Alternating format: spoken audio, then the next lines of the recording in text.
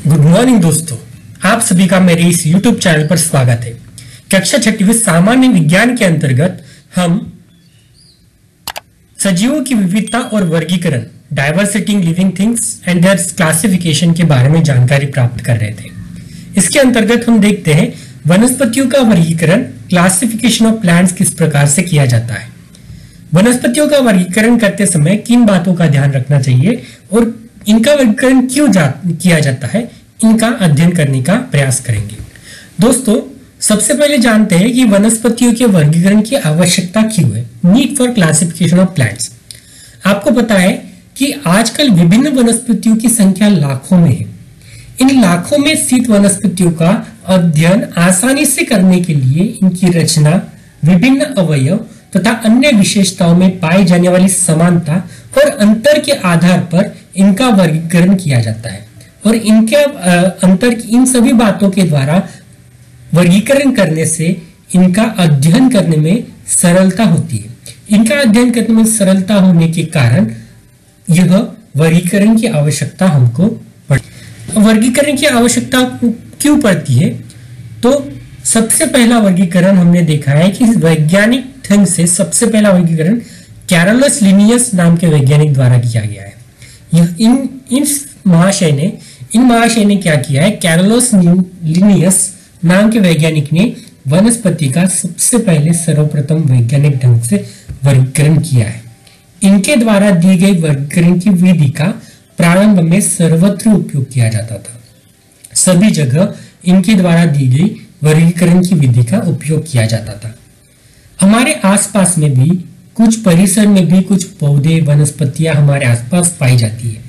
विद्यालय में, परिसर में या बगीचे के वनस्पतियों में जो भी वनस्पतियां हमारे आसपास में पाई जाती है, इनका वर्गीकरण हम निम्न तालिका के आधार पर कर सकते हैं। जैसे वनस्पति का नाम, वह वनस्पति कहाँ पाई जाती है, कहाँ पनपती है, तने का स्वरूप अर्थात उसका घेरा कितना है, रंग क्या है, छाल कैसी है, कठोर है या नरम है, इत्यादि के आधार पर हम तने का भी स्वरूप बता सकते। उसकी ऊंचाइयां, वनस्पति की ऊंचाई कितनी है, कम है, मध्यम है कि बहुत ऊंची है, उसकी डालियां कैसी है, स्वरूप कैसा है, उसकी संख्या कितनी है डालियों की, पत्तियां कैसी है, पत्तियों के रंग, आकार, कोर इत्यादि के आधार पर, फूल का रंग, गंध, आकार कैसा है, फल का स्वरूप कैसा है, रंग कैसा है, आकार कैसा है, कठोर है या नरम है, और वह वनस्पति किस लिए उपयोग में पाई जाती है, इनके आधार पर हम इनका वर्गीकरण कर सकते हैं। हमारे आसपास की वनस्पतियों का भी वर्गीकरण इस आधार पर कर सकते हैं। दोस्तों, अब वर्गीकरण किस प्रकार से किया जाता है हमने देखे। तो वर्गीकरण करते समय कुछ वनस्पतियों के कुछ प्रकार वहां पर उपस्थित हुए। वनस्पतियों का वर्गीकरण इस प्रकार से 4 प्रकार किया गया। सबसे पहला प्रकार हम देखते हैं कि आसपास की वनस्पतियों के आकार तथा ऊंचाई में होने वाले अंतर के आधार पर, सबसे पहला है आकार और ऊंचाई में होने वाला अंतर।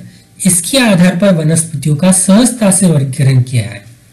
उनमें तने के आकार तथा ऊंचाई के अनुसार वनस्पतियां 3 प्रकार की होती है, यानी तने का आकार और उसकी ऊंचाई, इसके आधार पर वनस्पतियां 3 प्रकार की पाई जाती है। पहला है वृक्ष, झाड़ी और तीसरा है पौधा। के बारे में जानकारी प्राप्त करेंगे। वृक्ष किस प्रकार से होते हैं यह देखते हैं। ट्रीज किस प्रकार से होते हैं। कुछ वनस्पतियां अधिक ऊंचाई तक बढ़ती है, यह वनस्पतियां बहुत ही ऊंचाई तक बढ़ती है। इनके तने ठोस और मजबूत होते हैं। इसका तना जो रहता है वह ठोस और मजबूत होता है। इनमें कई वर्षों तक फूल और फल आते रहते हैं। इनमें कई वर्षों तक फल और फूल आते रहते हैं। ऐसी वनस्पतियों को वृक्ष कहते हैं और वृक्ष ऊंचे, आकार में बड़े तथा बहुवर्षीय होते हैं। यह बहुत वर्ष तक जीवित रहते हैं। उसके बाद देखिए, चित्र में आपको दिखाई दे रहा है कि कुछ वनस्पतियों के तने बहुत ही छोटे, कठोर छोटे रहते हैं। अब इनको क्या कहेंगे? इनको कहेंगे झाड़ियां, वृक्षों या श्रब्स। अब इन झाड़ियों में जमीन के समीप ही बढ़ती है, यह जमीन के समीप ही बढ़ती है और वृक्षों की तुलना में इनकी ऊंचाई और आकार बहुत ही छोटा होता है। यानी वृक्षों की तुलना में इनका आकार और ऊंचाई बहुत ही छोटी होती है।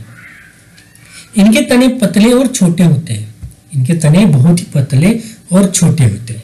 जमीन के समीप इनकी कई डालियां निकलती है, जमीन के समीप ही इनकी कई डालियां निकलती है। और गुलाब की झाड़ियां ऊंचाई में 2 से 3 मीटर तक बढ़ती है, यानी साधारणतः झाड़ियों की ऊंचाई 2 से 3 मीटर तक बढ़ती है। इसमें तीसरा प्रकार हमने देखा है कि वृक्ष, झाड़ियों के बाद पौधा हर्ब्स, इसको अंग्रेजी में कहते हैं हर्ब्स। इनकी ऊंचाई, हर्ब्स की ऊंचाई 1 से 1.5 मीटर तक होती है। पौधों के तने वृक्षों तथा झाड़ियों की तुलना में बहुत ही लचीले और हरे होते हैं। इनकी तने जो होते हैं वह बहुत ही लचीले और हरे होते हैं। वृक्ष पौधे कुछ महीने से लेकर 2 वर्ष तक जीवित रहते हैं। यह पौधे कुछ ही महीने से लेकर 2 वर्ष तक जीवित रहते हैं। पौधों के साथ साथ उसमें एक लताएं भी होती है, वाइन्स जिसे कहते हैं, और लताओं के तने बहुत ही लचीले, मुलायम और हरे होते हैं। यही कारण है कि आधार की सहायता से इनकी वृद्धि तीव्रता से होती है। लताओं की बात करेंगे तो लताएं आधार की सहायता से जहां उनको जाना है वहां आधार की सहायता से फैलती है। जैसे मनी प्लांट की लताएं वृत्त आकार में अपना स्थान लेती है।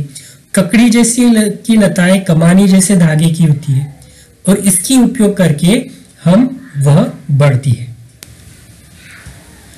वनस्पतियों का दूसरा वर्गीकरण वनस्पति के जीवन क्रम के कालावधि के आधार पर किया जाता है। वह 1 वर्षीय वनस्पति, द्विवर्षीय वनस्पति तथा बहुवर्षीय वनस्पति में किया जाता है। अब 1 वर्षीय वनस्पतियों का वर्गीकरण क्यों किया जाता है? देखिए कि ज्वार तथा सूर्यमुखी जैसे वनस्पतियां हैं, वह अपना जीवन क्रम 1 ही वर्ष में पूर्ण करती है। जो जीवन आयुष्य रहता है उनका वह 1 ही वर्ष में पूर्ण होता है, इसलिए उन्हें 1 वर्षीय वनस्पति अर्थात एनुअल वनस्पति कहते हैं, एनुअल प्लांट्स कहते हैं। दूसरा प्रकार है द्विवर्षीय वनस्पति, जिसमें गाजर, चुकंदर जैसी वनस्पतियां हैं जो अपना वर्ष जीवन क्रम पूर्ण होने में 2 वर्ष लगते हैं और उन्हें द्विवर्षीय बाइनियल वनस्पति यानी प्लांट्स, बाइनियल प्लांट्स कहते हैं। अब ऐसी वनस्पतियां हैं जैसे गुड़हल, कनेर जैसी झाड़ियां, आम, गुलमोहर जैसी वृक्ष है, यह बहुत ही सालों तक जीवित रहते हैं। इनमें कई वर्षों तक फल फूल आते रहते हैं।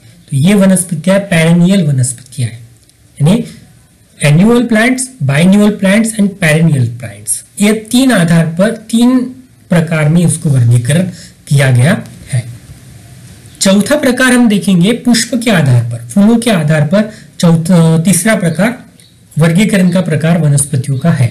इसमें सपुष्प वनस्पति अर्थात फ्लावरिंग प्लांट्स एंड अपुष्प वनस्पति नॉन फ्लावरिंग प्लांट्स। अब सपुष्प वनस्पति किसे कहेंगे? कि जिन वनस्पतियों में फूल आते हैं उन्हें सपुष्प वनस्पति कहते हैं, और जिन वनस्पति में फूल नहीं आते उन्हें अपुष्प वनस्पति कहते हैं। अपुष्प वनस्पतियों में जड़, तने तथा पत्तियां होगी ही ऐसा आवश्यक नहीं है, अर्थात जिन वनस्पतियों को फूलें आती है उनको सपुष्प और जिनको फूल नहीं आते उनको अपुष्प नॉन फ्लावरिंग प्लांट्स कहेंगे। उसके बाद देखिए कि विश्व में सबसे बड़ा फूल इंडोनेशिया में पाया जाता है। विश्व का सबसे बड़ा फूल जो है वह इंडोनेशिया में पाया जाता है। राल्फेशिया अर्नोल्डी वनस्पति के फूल का वास, यह इस फूल का नाम है राल्फेशिया अर्नोल्डी। यह इस फूल का व्यास लगभग 1 मीटर का होता है। इसके विपरीत विश्व का सबसे छोटा फूल वुल्फिया वनस्पति का है। वुल्फिया नाम की यह वनस्पति है, उसका फूल विश्व का सबसे छोटा फूल है और इसका फूल का व्यास 0.5 मिलीमीटर के बराबर होता है। देखिए चित्र में हमको दोनों फूल दिखाई दे रहे, एक राल्फेशिया अर्नोल्डी और दूसरा है वुल्फिया। वनस्पति का एक अलग प्रकार से वर्गीकरण किया जा सकता है। जैसे देखिए कि यह वनस्पतियां पानी में रहती है, पानी में अपना जीवन यापन करती है। यह वनस्पतियां जो दूसरे चित्र में दिखाई दे रही है वो वनस्पतियां मरुस्थल में अपना जीवन यापन करती है और कुछ वनस्पतियां जमीन में अपना जीवन यापन करती है। तो इसके आधार पर हम कह सकते हैं कि वनस्पति का वर्गीकरण उनके अधिवासों के अनुसार किया जाता है। जैसे हैबिटेट्स रहते हैं, हैबिटेट्स ऑफ प्लांट्स के आधार पर उनका वर्गीकरण किया जाता है। वह है जमीन, पानी, दलदली क्षेत्र, मरुस्थल, कोई बड़ा सा वृक्ष आदि वनस्पति के विभिन्न अधिवास है।